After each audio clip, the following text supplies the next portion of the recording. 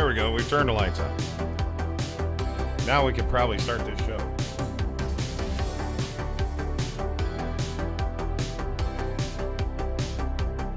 Yeah, what do you think? Should we get this show started, shall we? Ladies and gentlemen, it is now time for the one and only world famous Rich Wilson show.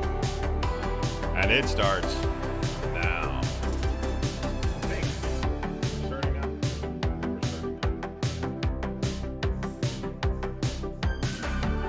We're trying to start now. We're trying to bring us up.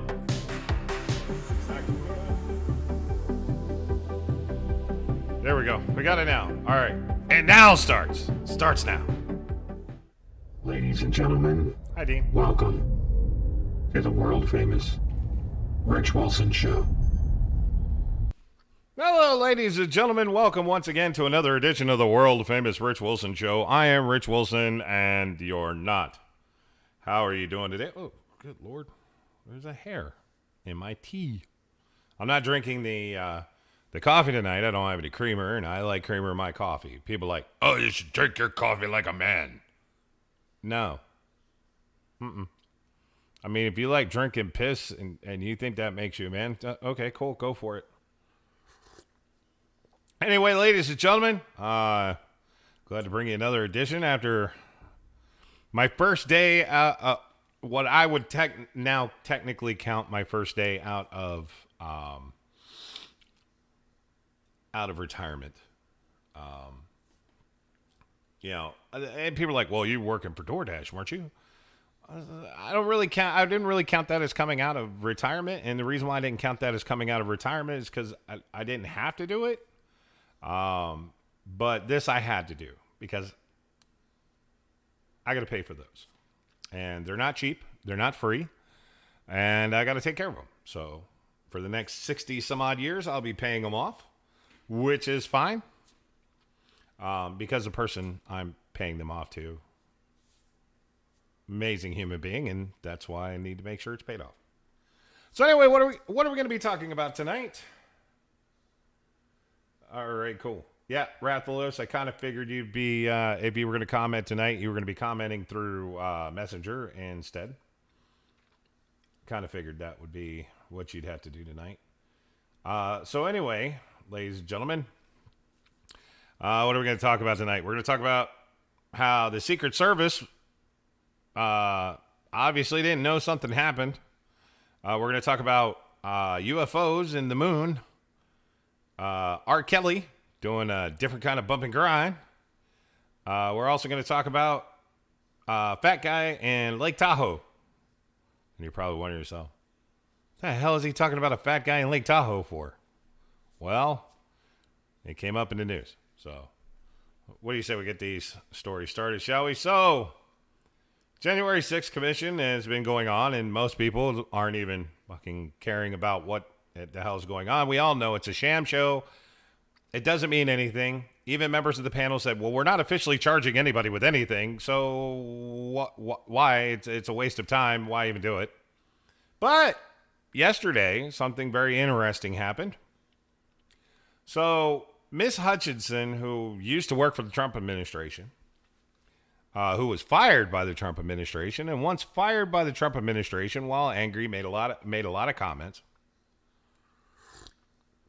And then they put her up as a witness yesterday. And she said some pretty inflammatory stuff yesterday. Some stuff Secret Service has no idea when the hell this happened. Let me play the little clip that Politico has up here of the 7.5 minutes of Hutchinson's testimony yesterday. Let me bring this up. Oh, in case you don't know who she is, you're going to see a picture of her. But that's her. She's claiming all kinds of stuff, and the problem is, the further we go on with this, the more we're finding out she's full of shit. Okay? The more we're finding out she is just not telling the truth. That's probably why. There we go. Sorry for the noise. I got to get the microphone a little more directed towards where I'm at. All right, so let's watch a little bit about what she had to say. As soon as we take the... there we go. Here we go. And then I got to bring these up right there. All right, here we go. Today's witness, Ms. Cassidy Hutchinson, is another Republican and another former member of President Trump's White House staff. Ms. Hutchinson, do you remember Mr. Giuliani meeting with Mr. Meadows on January 2nd, 2021? I do. He met with Mr. Meadows in the evening of January 2nd, 2021. And we understand that you walked Mr. Giuliani out of the White House that night. He looked at me and said something to the effect of, Cass, are you excited for the 6th? It's going to be a great day. I remember looking at him and saying, Rudy, could you explain what's happening on the 6th? He had responded something to the effect of, we're going to the Capitol. It's going to be great. And I found Mr. Meadows in his office on the couch. He was scrolling through his phone. I remember leaning against the doorway and saying, I just had an interesting conversation with Rudy, Mark. Sounds like we're going to go to the Capitol. He didn't look up from his phone and said something to the effect of, there's a lot going on, Cass, but I don't know. Things might get real bad on January 6th. The White House continued to receive updates about planned demonstrations, including information regarding the Proud Boys organizing and planning to attend events on January 6th. I recall hearing the word Oath Keeper and hearing the word Proud Boys closer to the planning of the January 6th rally when Mr. Giuliani would be around. Of course, the world now knows that the people who All right. attacked the Capitol on January 6th had many different types of weapons. Okay, hold on. Let's be very clear, because they're not. The reason why the Proud Boys and the Oath Keepers got mentioned by members of staff of the White House is because intelligence reports had already started being circulated that there was a lot of chatter between the two groups about the possibility of them showing up. Okay. And you don't see that. Miss Hutchinson doesn't, in her testimony, doesn't reference that. The way that they lined this up and the way that they asked her the questions made it sound like that Giuliani and his people were organizing the Proud Boys and the Oath Keepers to show up. Which that wasn't the case. They were discussing intelligence briefings that they had received about the possibility of a perceived threat, which another thing that they don't talk about during this commission was Trump reached out. Let's see. Okay, we're back again. I hope. I'm not overheated. None of this. I don't know if you're watching on Twitch, if it dropped at all. It did over on Facebook. Okay. I have a feeling because of this, my show's not going to stay on. I just got this feeling. In fact, I actually this time saw it. All right, let's continue on with what Miss Cheney had to say. What do you mean you can't hear me? You can't hear me at all now? Try refreshing your browser. Give me a second here. No, I actually this time saw it. All right, let's continue. I can hear me fine on over on the Facebook feed. So Facebook is back up. It dropped for a second. Yeah. I have a feeling that me covering the January 6th and putting in the truth in here is going to be what they go after me for on this one. Dean can I don't know if Dean can hear me now. Hold on. I got another warning just popped up.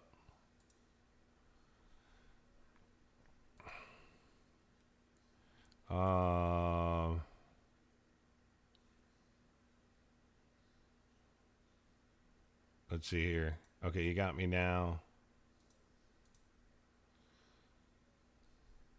Let's see if I I can't drop anything without shutting it down.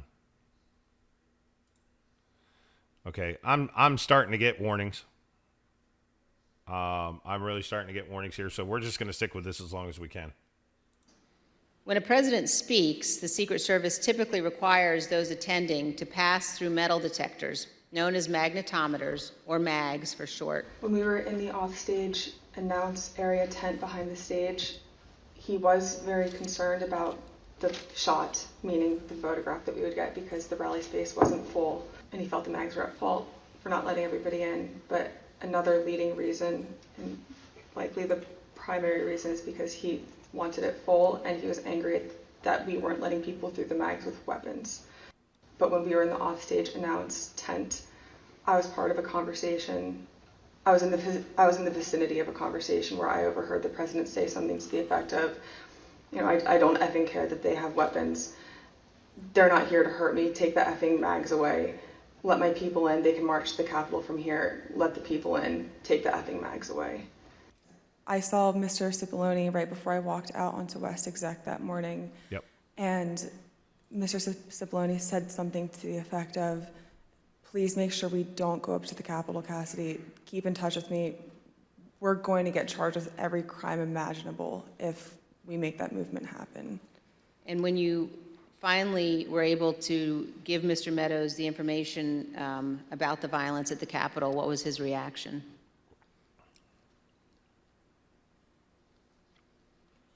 He almost had a lack of reaction. I remember him saying, all right, something to the effect of, how much longer does the president have left in his speech? When Republican leader Kevin McCarthy heard the president say he was going to the Capitol, he called you, Ms. Hutchinson. I answered the call, and he sounded rushed, but also frustrated and angry at me, and I was confused because I didn't know what the president had just said. The president just said he's marching to the Capitol. You told me this whole week you aren't coming up here. Why would you lie to me? I said, I'm not lying. I wasn't lying to you, sir. We're not going to the Capitol. And he said, well, he just said it on stage, Cassidy. Figure it out. Don't come up here. Okay, the president didn't say he. Now, when he said we are going to the Capitol, he wasn't referring to himself in that specific instance. There was a discussion about him possibly going to the Capitol. But see, still during this speech, whenever someone says to the effect of they're lying, yeah, no, they are, and she was, they said something to the effect of, no, that means you don't know what they said, and you're going to fill in the blanks. But at this point, when she's referring to the part of the speech where they were like, why are you lying to me? You just said we're going to the Capitol. Actually, the president wasn't making any plans of it because, as he thought, Mike Pence was going to force it to go back to the states. Okay? He wasn't going to certify it, and then he was going to, you're not in sync. I'm seeing that. He was going to force it to go back to the states. But, yeah, we find out later that that's not what happened. Let's see what else he say.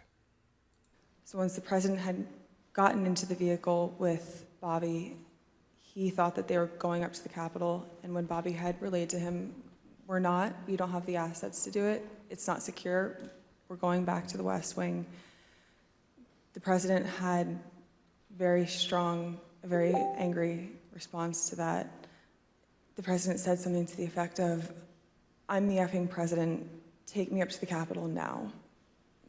To which Bobby responded, sir, we have to go back to the West Wing. The president reached up towards the front of the vehicle to grab at the steering wheel. Mr. Engel grabbed his arm, said, sir, you need to take your hand off the steering wheel. We're going back to the West Wing. We're not going to the Capitol.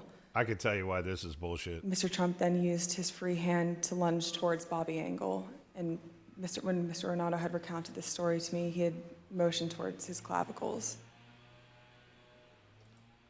Okay, so I'm not playing any more of that. And here's the reason why. She's full of shit.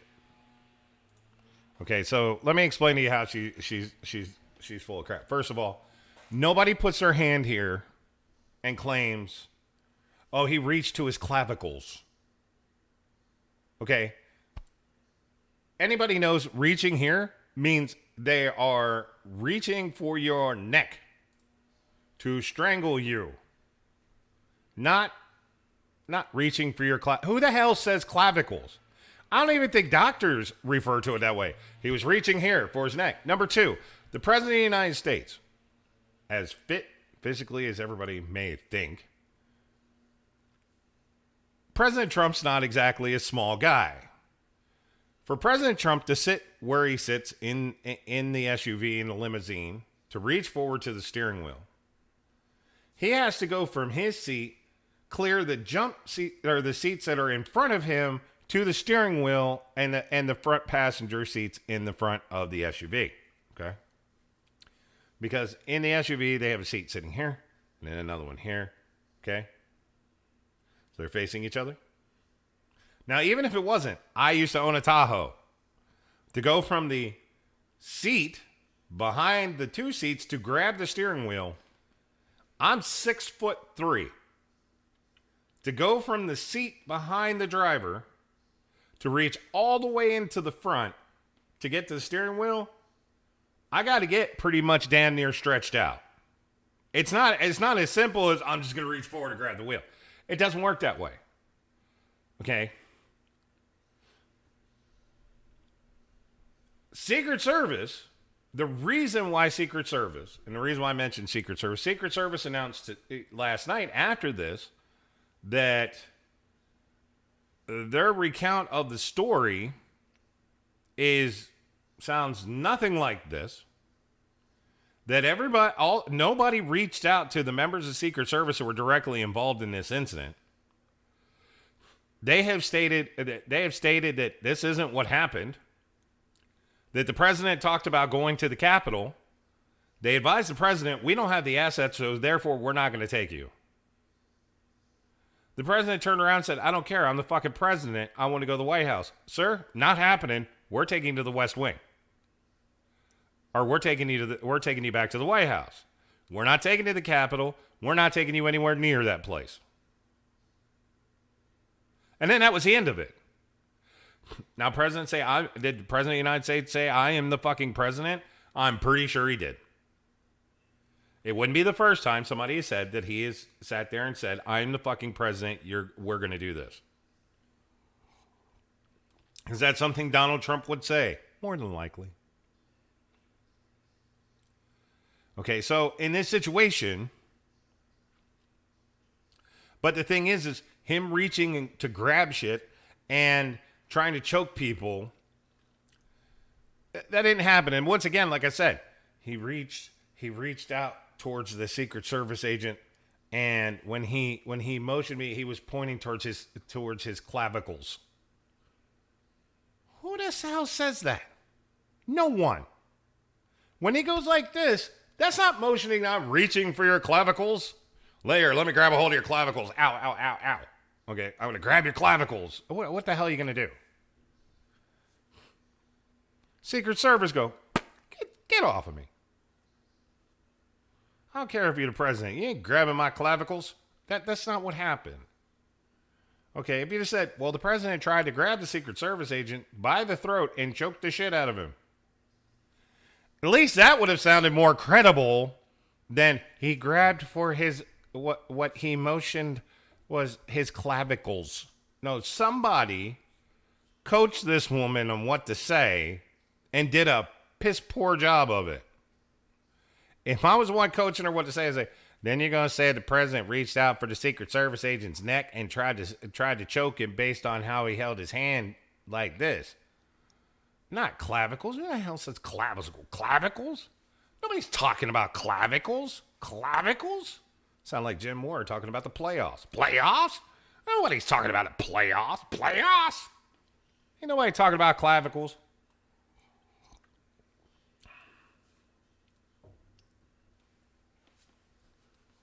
Jesus. That's why I haven't really been covering the January 6th hearing, except for the fact that this is a serious gotcha moment, a star witness to say that the president was unhinged and trying to overthrow the country.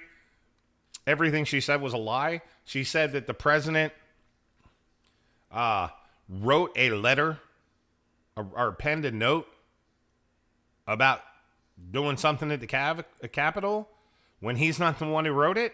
It was actually her boss that wrote it. She overheard all of her testimony, for the most part. Almost all of it was, I overheard or someone told me. No, she worked for, it said it right in the damn thing. Give me a second. I'll bring it back up again. I have it up sitting over here. Give me a second. I'll bring it back up. She was part of, let's see here. Yeah, here we go. We're on the Independent. She was Mark Meadows' top aide. And Mark Meadows was the chief of staff. And then they fired her right before the 20th, before the transition, because she went on TV and said some shit, and literally how she got fired is why she's all pissed off. She walked in, she said some shit on TV, walked back into the White House, got pulled into the Oval Office, and Donald Trump seriously looked at her and said, you could take your stupid ass and get out. You are fired. Mark Meadows was sitting right there in the White House, and she looked back at him, and he goes, yeah, leave. So she's a tainted witness anyway. So you can't even use her. She's ticked off. And I love how they said she's a Republican. She went from being the Trump person to anti-Trump, like literally that fast. Because Trump turned around and told her where she could stick herself. I would too if after that she got on TV, started crap talking everything involved, and tried to say that we were that I was responsible and all this. And then, like I said, all of her reports, somebody told me, or from what I overheard, or in the effect of, hell, last night Anderson Cooper even said, well, this is hearsay. It's secondhand information. And the poor guy that was trying to defend what she had said on Anderson Cooper's show said, yeah, no, Anderson, you're right. It is hearsay. Because it's so far, during this January 6th commission, right? All of their evidence has been tailored. Like the video that they played that nobody's ever seen. But the funny thing is the public saw more footage from leaked or from cell phone videos that went out on the internet than they did in that heavily produced video montage that they released in the committee. That they got a professional director to actually take footage and make a montage. A guy that was there shooting a documentary. And they provided a film edited for a documentary as evidence. Not the raw footage. The edited the footage. That's it. That and her and a couple other people saying that they heard this going on. They were told that these things were going to be happening by other people, not by Rudy Giuliani, not by President Trump, not by Mike Pence, not by any of them, of the main people. All these people that have been up there, witnesses, weren't told by any of the direct people in charge that this was going on. All their witness statements have been, I was told this is what they said. I was told. It's just like when she said that she heard Rudy Giuliani and her boss, Mark Meadows, talking about the Proud Boys and the Oath Keepers. But she doesn't say what the context of the conversation is. She said they were talking about them and what could be happening on January 6th, but she doesn't give the context. They were talking about the security briefing that they had received where there had been active chatter between these organizations because the Proud Boys and the Oath Keepers were already under investigation for the possibility of being terrorists, domestic terrorist organizations. So there was already FISA warrants signed, and they were already investigating these guys. And that was a conversation that they were having in the White House. It had nothing to do with Giuliani and Mark Meadows trying to organize the Proud Boys and the Oath Keepers for doing an insurrection. That's completely total. It's insane that they're using this as evidence. Okay? Anybody with half a brain that's not I drank the Jim Jones Kool-Aid liberal can sit there. Even Anderson Cooper is saying, no, this is bullshit. It's just pure hearsay. In fact, I would trust the testimony over the crying buffalo guy versus Hutchinson. Hearsay is when you weren't a direct witness to incidences, and you're hearing it from other people, or you're basically giving your opinion and not actual fact. Okay? I would trust the crying buffalo guy's testimony over Miss Hutchinson's testimony. Hell, I'd trust the crying buffalo guy over Cheney. Yeah, hearsay. I thought it was worthless. It is worthless. Hearsay. You can't even use that as admissible evidence in court. And they'll tell you, well, we're not having a court hearing. But people keep talking like, well, because of this, we're going to have subpoenas and we're going to arrest Giuliani. We're going to press charges on Giuliani.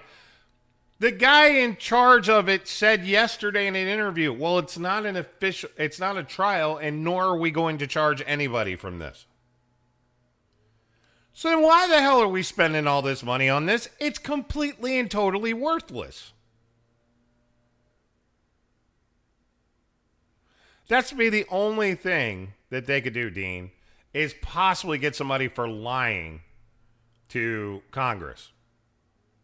They could possibly say that they lied under oath before Congress, which, okay, it's a slap in the wrist. You don't get anything for it. Okay. So, folks, again, it's more nothing, but I just wanted to point this story out because Secret Service is sitting there after this lady's interview going, the fuck? That's not what happened. Hearing means cross-examination. This is not a trial or a hearing or legal. It's a waste of taxpayers' money.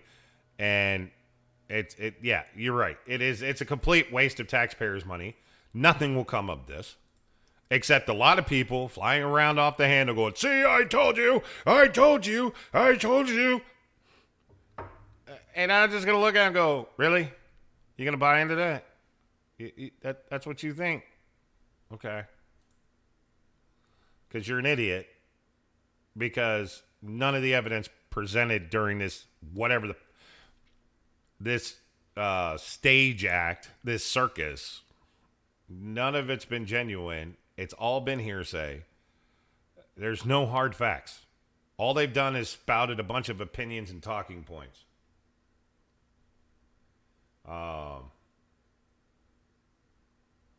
Yeah, Rathalos over there watching her just by looking at her facial expressions and her eye movement. Rathalos over there going, she's full of shit. Yeah, it's just to keep the people divided. But, hey, let's hear some good news. You guys want to hear some good news? I got some good news for you. You know who that is, right? Oh, Mr. R. Kelly. Mr. R. Kelly. Well, R. Kelly was, they finally had the sentencing hearing. You know, he got convicted. He got convicted a while ago, and found guilty of racketeering and sex trafficking with minors involved. R. Kelly was sentenced to 30 years in prison Wednesday after being convicted of racketeering and sex trafficking. U.S. District Judge Ann Donnelly imposed a sentence on Kelly and ordered him to pay a $100,000 fine after a nearly 3-hour hearing. Kelly did not even address the court. The victims held hands while the sentence was read, and Kelly had no apparent reaction. Although sex was certainly a weapon that you used, this is not the case about sex. It's a case about violence, cruelty, and control, Judge Donnelly told him during sentencing. That's the wrong one. Scrolling this there it is. Thank you, Dave. Kelly's lawyer, Jennifer Bonine, said they look forward to the appeal. 30 years is like life for him, she said. She also emphasized he is not a predator. Horse shit. R. Kelly is a predator. The sentence shows that the witnesses reclaim control over their lives. Kelly prayed. U.S. Attorney for the Eastern District Court of New York, Breon Pease, called the sentence a significant outcome. Kelly preyed upon children and young women for decades, according to Pease. He would force victims, including minors, to be in porno films, which the singer produced and directed. The sentence shows witnesses reclaim control over their lives. This is a victory for them. It doesn't matter how powerful. Justice only hears the truth. Oh, most celebrities don't ever get busted. He's a sex abuser that deserves more like the death sentence. Unfortunately, in the state of New York, you don't get the death sentence. You don't get the death penalty for this. So yes, so R. Kelly,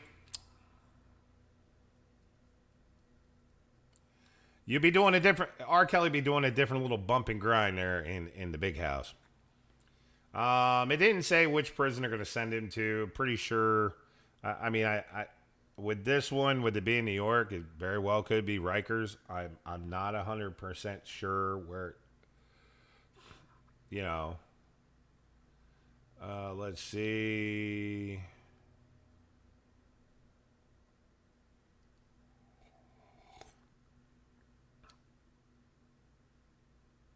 Yeah, it didn't say which prison he's going to be going to, so.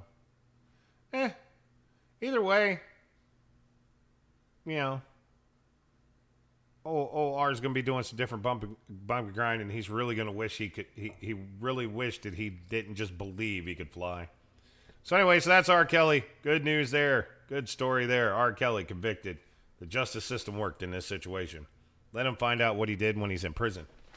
Everybody in prison's going to know what he did. Everyone.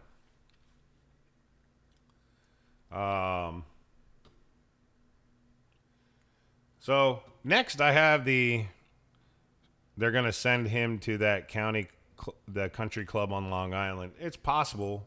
I don't know if he's going to go to Rikers Island or not. Rikers it's a pretty shitty place to go. They might be sending him to the other one that you're talking about. So anyway, I have the shortest story I have ever had in my life. There's the moon. Look at the moon. The moon is beautiful. It's an amazing thing. We're going back there, In fact, NASA's talking about trying to fly their SLS rocket sometime in actually now 2023 instead of 2024, which moves us even closer to getting to the moon. And it's the moon. It's awesome. It's fun. Anyway, a rocket crashed into the moon in March, and still no one is claiming who did it. Reports are that it could have been a UFO. Except NASA does have footage of it, and they haven't released it to the public yet, simply because they're still trying to analyze the footage to determine whose it is. The moon looks like cheese, according to Rathalos. Ah, cheese. But yes, so some kind of a UFO rocket crashed into it. And why is it a UFO? We can't identify it yet. We're working on it, though. We're trying to work on it, find out what crashed into the moon. It was a rocket, but whose? Could have been Elton John's Rocket Man. I don't know. Could find out later. But that's the moon. Somebody crashed some stuff into it, and nobody's claiming responsibility. Hell, even the Taliban are like, wasn't us. All right, so speaking of destinations, And may I recommend, if you ever find yourself in northern Nevada or central to northern eastern California, go here. This is Lake Tahoe. Lake Tahoe is a beautiful, majestic place.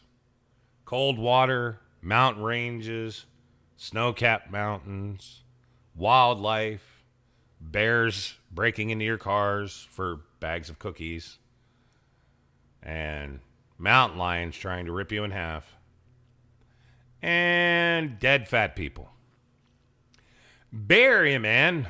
In fact, so Lake Tahoe, it's awesome. Bay Area man reportedly dies at Lake Tahoe after falling off of a tube. San Francisco Bay Area man died on Lake Tahoe's west shore on June 11th after falling out of an inflatable tube that was being pulled by a rented pontoon boat, the Tahoe Daily Tribune reported. Good newspaper, by the way. Ceosia Vitoli, 32 of San Mateo, was not wearing a life vest. Placer County Sheriff Sergeant Mike Powers, I met him, by the way, he's a cool dude, told the Tribune. The family rented a pontoon boat and wasn't going very fast. Well, you're not going very fast in a pontoon boat unless, the only thing you're going to do in a pontoon boat is retake Omaha Beach. Wasn't going very fast when the deceased fell off his tube, Powers said. He was a very large man, 5'11", weighing in at 395 pounds, and they could not get him back on board. That's a big dude, 5'11", weighing in at almost 400 pounds. The cause of death was drowning, you think? No, it was a great white shark in Lake Tahoe. Actually, believe it or not, even in the month of June, you could die from hypothermia in Lake Tahoe. Lake Tahoe is a big, deep, and cold lake with a maximum depth of 1,645 feet. Lake Tahoe is one of the deepest lakes in the world and the second deepest in the U.S. It's also far colder than any other lakes, with the water temperature in June ranges from 50 to 64 degrees. An average of 6 people die each summer on Lake Tahoe. The South Lake Tahoe Police Department, that would be SLTPD, those guys are cool as shit. So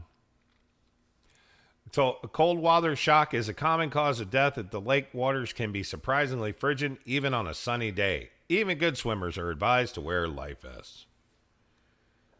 So, folks, Dean's like, even at my heaviest weight, I was 470 pounds and I'm 5'6".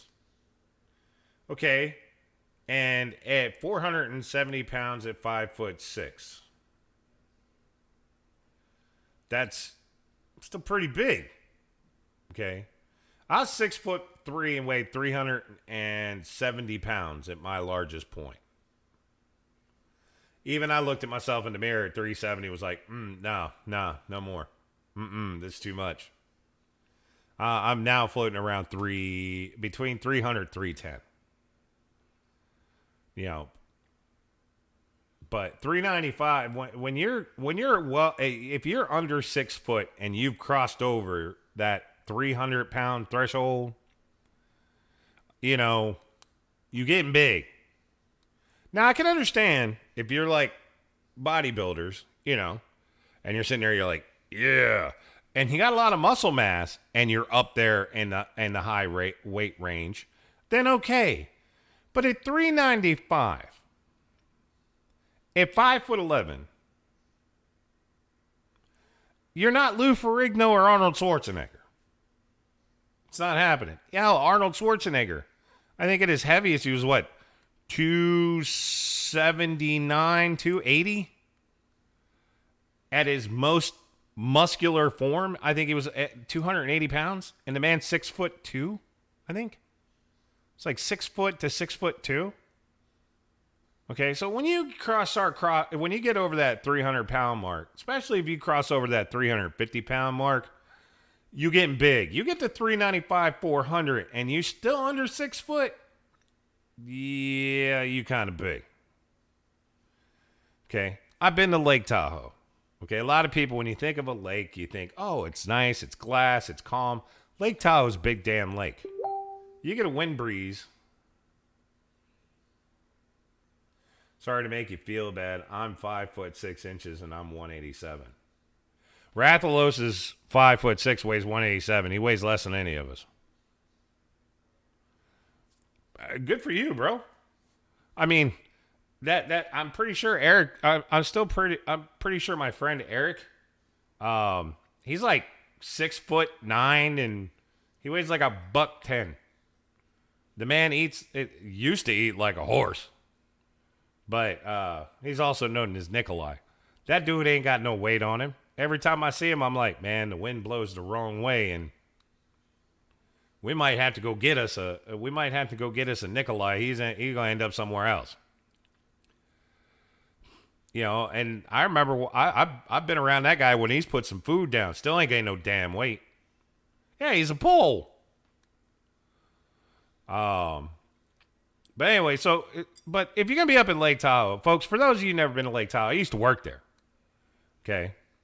Tried to live there, but I couldn't find anything within reason price-wise. Tahoe is cold. If you're up in Lake Tahoe, you get one of those days where it's like 100 degrees, just go walk into the lake once. 75 Lurch is like, gosh, I'm 6'8", weigh 260. At 6'8", weighing 260 is not big. That's tall, but that's not why. Because height, it's stretched up. Not to mention the fact, I'm pretty sure you got some muscle on there. But on really stupidly hot days when I was running my FedEx route up there and I get stupidly sweat hot, I'd stop over at like Camp Richardson. You drive down through Camp Richardson and come down where the restaurant is. They have a long pier and a beach right there. I get out of my Tahoe, get out of my my FedEx truck. I would literally take my shirt off, my shoes off, and I'd walk into the lake, swim around a little bit, then come back up to my truck, grab my towel, put my shirt and shoes back on, drop in the truck, and go take off and finish the rest of my route.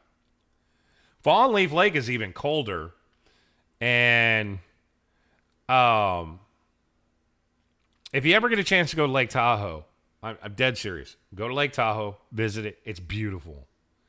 But if you do, you should go up to what's called Fallen Leaf Lake.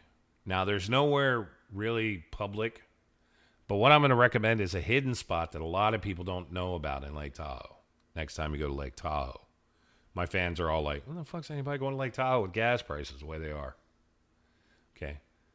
If you go up to Fallen Leaf Lake, right?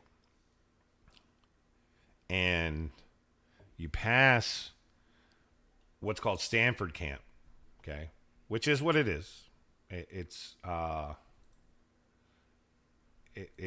quite literally a retreat getaway for Stanford University alumni. Okay.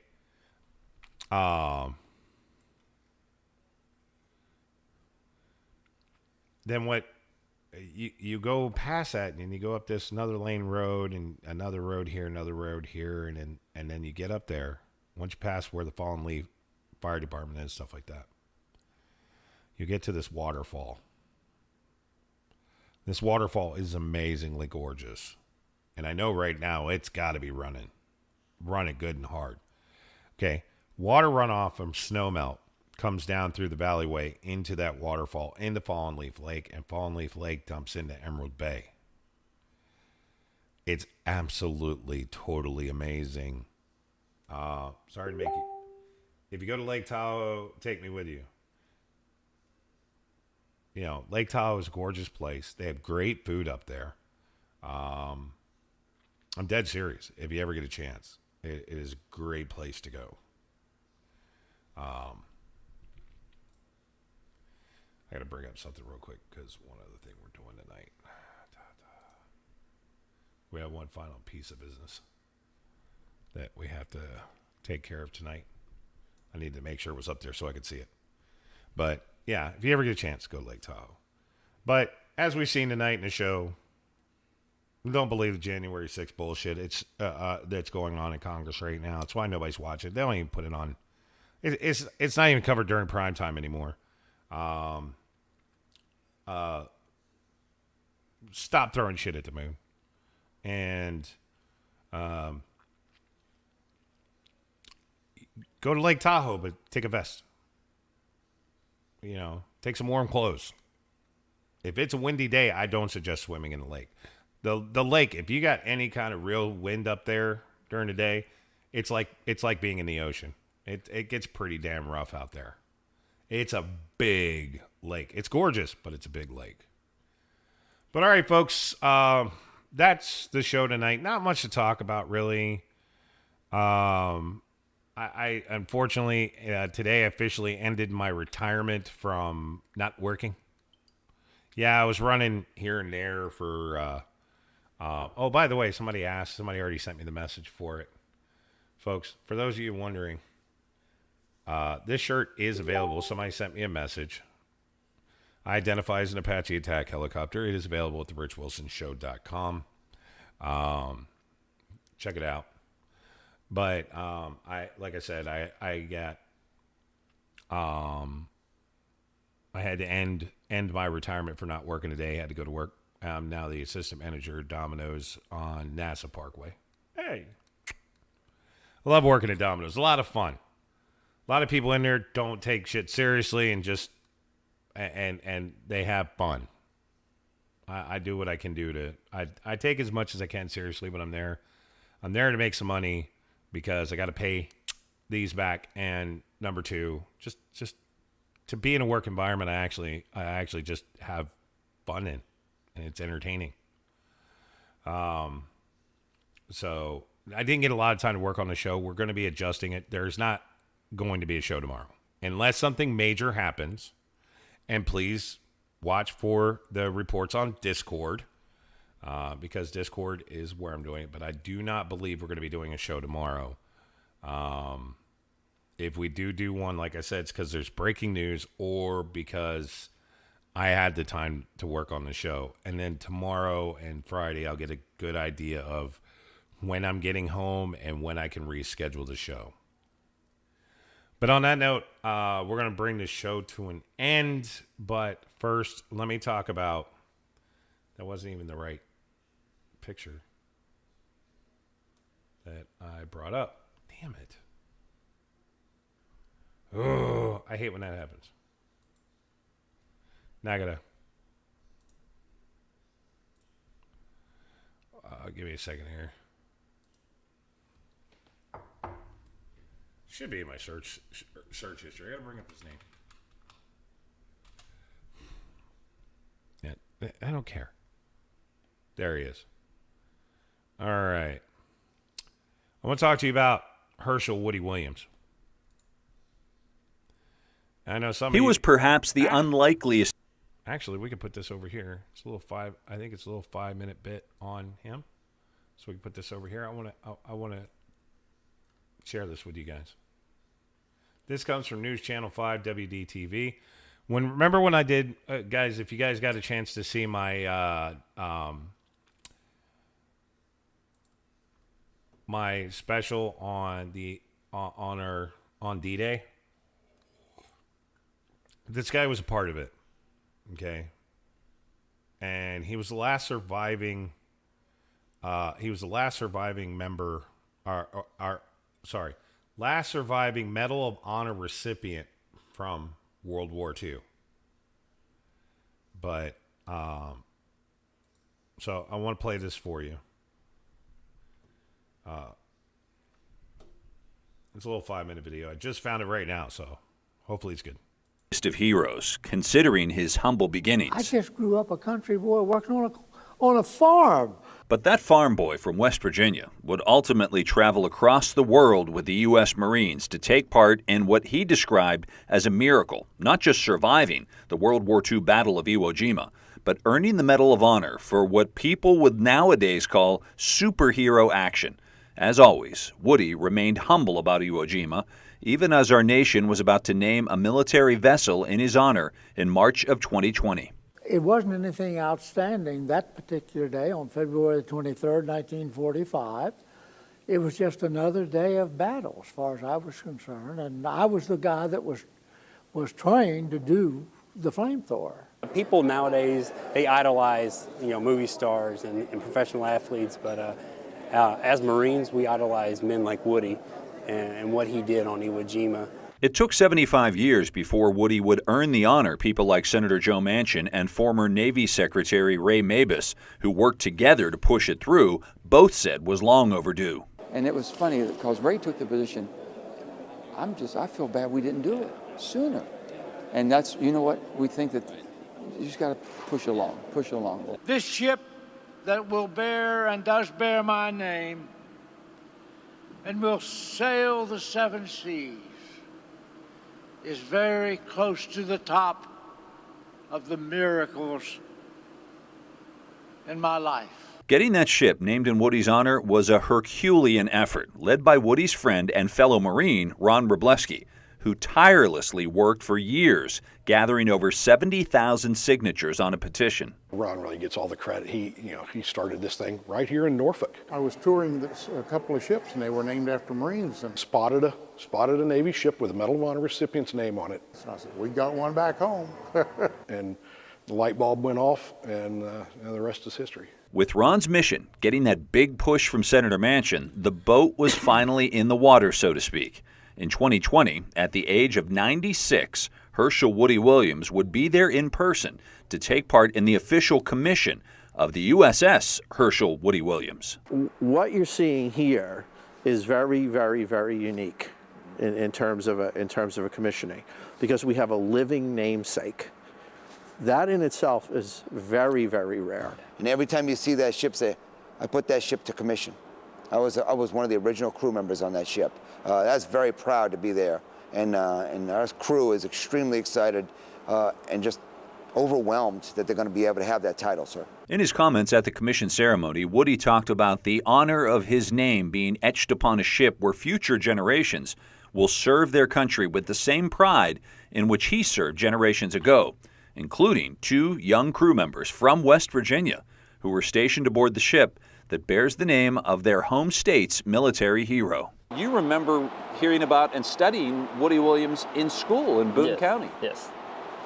Talk about that and being here today.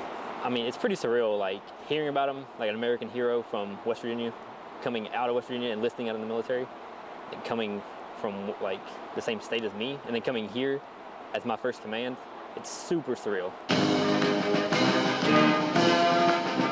That ceremony in Arlington was literally days before our nation and the world went into lockdown due to COVID. Still, it didn't slow down Woody. He masked up and came to WSAZ to nominate his friend Ron Wrobleski as a hometown hero for all his hard work on the ship naming project. The reason why we're here. I always knew we would get his ship. My fear was that they would delay, and Woody would pass away. Later in 2020, we caught up with Woody at the Iwo Jima Memorial in Arlington when he was in our nation's capital for a ceremony at the White House. The word reverence comes to mind when thinking about the way all those U.S. Marines reacted that day when they met their hero. Woody would continue the work he loved so much, traveling across the country, paying tribute to Gold Star families who lost sons and daughters in combat. Tim Wilmington is just the latest community to be honored with one of these monuments. As you well know, this is a movement that started back in 2013, huh? My, how time flies. The first one dedicated there at the Veterans Cemetery in Dunbar off of Academy Drive. Last October, Woody turned 98, a birthday fit for an American hero who showed no signs of slowing down. We had a big cake, of course. Just this past Memorial Day, we found Woody doing what he's always done, honoring his country and those who paid the ultimate sacrifice. The day I was born free because others had sacrificed to make it so. And we must never forget that.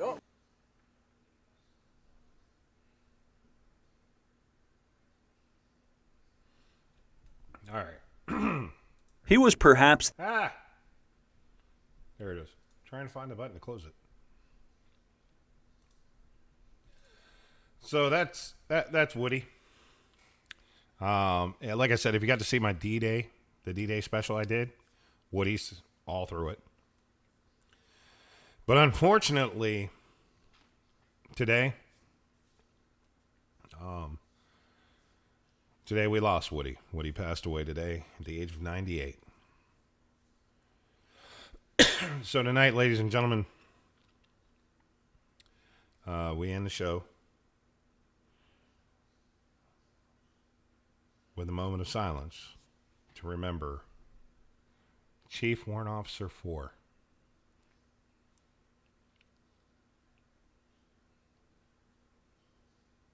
Williams, United States Marine Corps.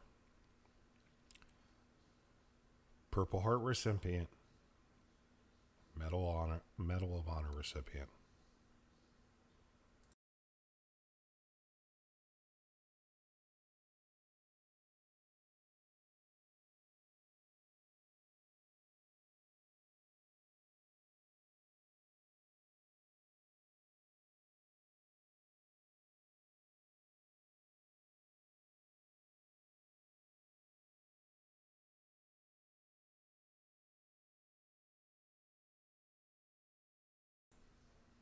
Good night.